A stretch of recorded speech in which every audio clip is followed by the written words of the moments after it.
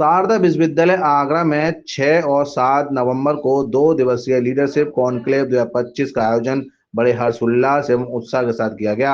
Conclave समारोह के पहले दिन देश के उद्योग एवं प्रशासन जगत की प्रतिष्ठित हस्तियों ने अपने प्रेरक विचारों से विद्यार्थियों को नेतृत्व, नवाचार और सामाजिक उत्तरदायित्व की महत्ता के प्रति जागरूक किया। कार्यक्रम के मुख्य अतिथि अवनीश कुमार अवस्थी, सलाहकार मुख्यमंत्री उत्तर प्रदेश, ने विद्यार्थियों को संबोधित करते हुए कहा कि लीडरशिप का अर्थ केवल पद या अधिकार प्राप्त करना ही नहीं, बल्कि पद और कार्य के प्रति जिम्मेदारी निभाना भी होता है। जो दूसरों को प्रेरित कर उनके जीवन में बदलाव लाता है, वही सच्चा लीडर है। जब कोई युवा अपने आप में अनुशासन, जिम्मेदारी और सकारात्मक सोच विकसित करता है, तो वही स्वयं में एक संस्थान बन जाता है। यही सच्ची लीडरशिप की पहचान है। डीजी यात्रा फाउंडेशन के सीईओ सुरेश खड़ग भाभी ने कहा कि डिजिटल इंडिया का भविष्य उन युवाओं के हाथों में है जो तकनीकी को समाज के विकास के लिए उपयोग करना चाहते हैं। डेवलपमेंट काउंसिल ऑफ फुटवेयर के चेयरमैन पूरन डावर ने विद्यार्थियों से रोजगार सृजन और मेक इन इंडिया अभियान से जुड़ने का आह्वान किया। शारदा विश्वविद्यालय आगरा की कुलपति प्रोफेसर डॉक्टर जयंती रंजन ने कहा कि हमारा उद्देश्य विद्यार्थियों को शिक्षित करना ही नहीं, बल्कि उन्हें ऐसे लीडर बनाना है जो समाज में सकारात्मक परिवर्तन कर सकें। प्रोफेसर चांसलर बाईके गुप्ता ने बच्चों को सफलता गुरु मंत्र देते हुए कहा कि लीडरशिप का मूल आधार ईमानदारी और संवेदनशीलता है। इन मूल्यों के बिना सफलता अधूरी है। जो पैनल में लोग उन्होंने एकत्रित किए यहाँ पर, वो अपने सब फील्ड में कुछ ऐसा करने वाले हैं जिन्होंने स्वयं जॉब क्रिएट किए हैं, अपॉर्चुनिटीज क्रिएट की हैं। ये नया विश्वविद्यालय है। नए विश्वविद्यालय के होने के कारण यहाँ पर एक नई संभावनाएं पैदा होती हैं। इस देश में छात्रों को आज जो शिक्षा प्राप्त हो रही है, उस शिक्षा से आगे बढ़कर हमको ऐसा करना है कि वो जॉब सीकर की जगह जॉब क्रिएटर बने। इसलिए एंटरप्रेन्योरशिप की भावना उनके अंदर पैदा हो। इंजीनियरिंग स्कूल भी है, मैनेजमेंट स्कूल भी है, डिजाइन स्कूल है। इसका मतलब एक बहुत बड़ा कॉम्बिनेशन इनके पास है, जहाँ पर एक आइडिया को प्रोडक्ट, अच्छे प्रोडक्ट तक ले जाया जा सकता है। इसलिए ऐसी लीडरशिप की समिट के द्वारा प्रेरणा की देने की आवश्यकता थी, और वो जिसकी कोशिश की गई है कि भविष्य में यहाँ पर एक एंटरप्रेन्योरशिप सेल भी स्थापित हो, एक इनोवेशन और इंक्यूबेशन सेल हो, जहाँ पर बच्चों को एक अपॉर्चुनिटी दी जाए कि एजुकेशन के साथ साथ अगर उनके पास कोई आइडिया है, तो उस आइडिया को यहीं पर वो परस्यू करें और उसको प्रोडक्ट के फॉर्म में या सर्विस के फॉर्म में, फाइनल प्रोडक्ट रूप में लाने की कोशिश करें, जिससे जॉब लेने की जगह उस आइडिया को यहीं से लेकर जाए।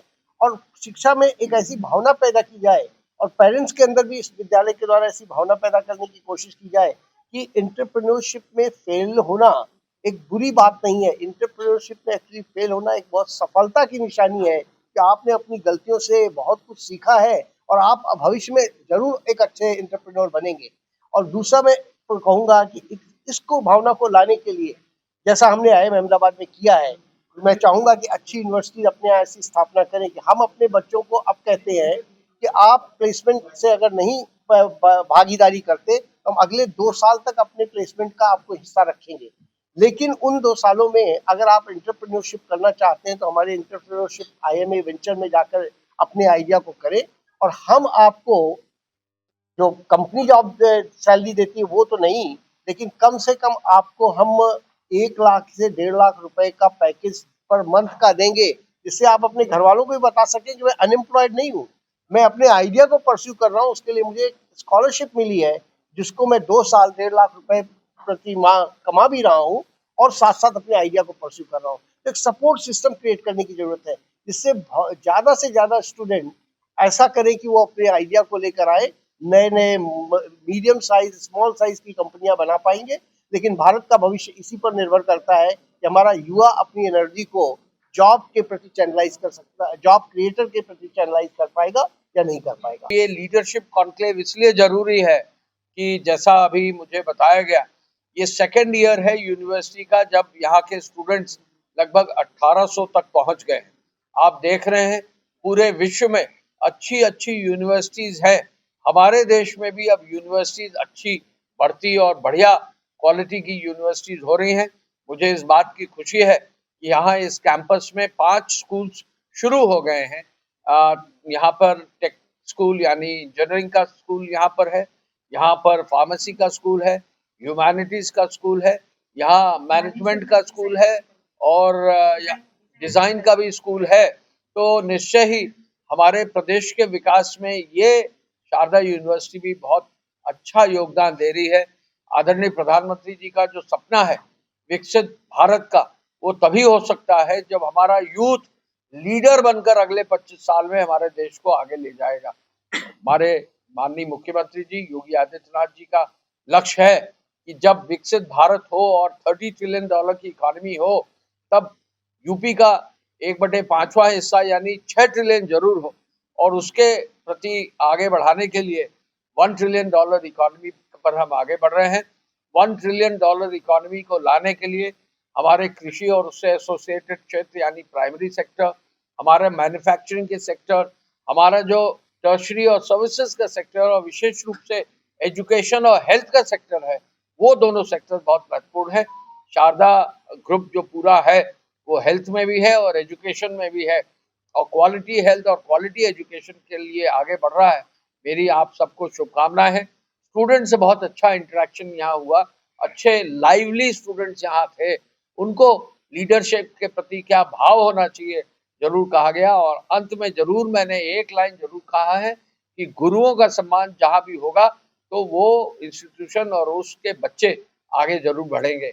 शारदा यूनिवर्सिटी जैसी A++ यूनिवर्सिटीज आगरा में बनी है और लीडरशिप एनक्लेव आज यहाँ, और मुझे लगता है कि छात्रों की जो दिशा है जो अब तक सिर्फ जॉब ओरिएंटेड, सिर्फ उस पर नौकरी ढूंढनी है, उस दिशा को बदलने का प्रयास, क्योंकि जॉब्स अगर नौकरियां अगर देखी जाएं तो वाइट कॉलर जॉब मात्र 7%, तो 93% को अगर जॉब के लिए अगर वो एजुकेशन का अर्थ ये समझता है कि उसको सिर्फ नौकरी चाहिए, तो 93% को निराशा हाथ में लगने वाली है। आज ये इस के एक मैसेज देने का ये प्रयास किया गया कि एजुकेशन जॉब के लिए नहीं, जैसा बताया आपने, जॉब सीकर नहीं बनना, हमको जॉब क्रिएटर बनना है। और भारत संभावनाओं का देश है, इतनी संभावनाएं भारत में है कि भारत की तरफ पूरा विश्व देख रहा है। तो हम पहले अपने घर से शुरुआत करें, अपने जो छोटे छोटे काम हैं, जैसे कहते हो कि उसका जॉब घर में नहीं था, घर में खेती का काम होगा, खेती में नाई का काम होगा, किसी का कपड़े धोने का धोबी का काम होगा। उन कामों को सम्मानजनक पढ़ लिख के कैसे बनाया जा सकता है, स्केल अप कैसे किया जा सकता है, उसी काम को धोबी को भी आज धोबी.com बना करके उसने आज 40 जिलों में एक अपना आयरन करने का काम शुरू कर दिया। इसी तरह से कोई भी छोटा से छोटा काम हो, उसको घर का जो छोटा सा काम है जो उनको विरासत में मिला है, मैंने ये कहा कि अगर हम उसी को नहीं बदल सकते तो मेरे काम को कैसे बदलेंगे। तो उसको अपने घर से शुरुआत करनी है। सबसे पहली अगर सेवा देनी है, पढ़ लिख करके कहीं सेवा दे रहा है तो पहले अपने काम को दे, अपने घर के काम को दे, उसे उठाए, अपनी दिशा को बदले, तब दूसरे की दिशा बदलने की अगर एक लास्ट रिजॉर्ट होना चाहिए नौकरी कि हाँ कि उसको वो एकेडमिक्स में इतना अच्छा है, वो अच्छा टीचर हो सकता है, अच्छा इंजीनियरिंग हो सकता है, वो दूसरों को अपना व्यक्ति के बजाय और 10 फैक्ट्री वालों को खड़ा कर सकता है। अगर उसमें ऐसी योग्यता है तो वो जॉब पे जाए, नौकरी में जाए, अन्यथा उसको अपने जॉब की, हर छोटे से छोटे जॉब को, मैं बैठा हूँ जूता बनाने वाला, इसको बहुत छोटा काम कहा जाता था, जब ये इंडस्ट्री में बदल सकता है कोई भी काम इंडस्ट्री में बदल सकता है।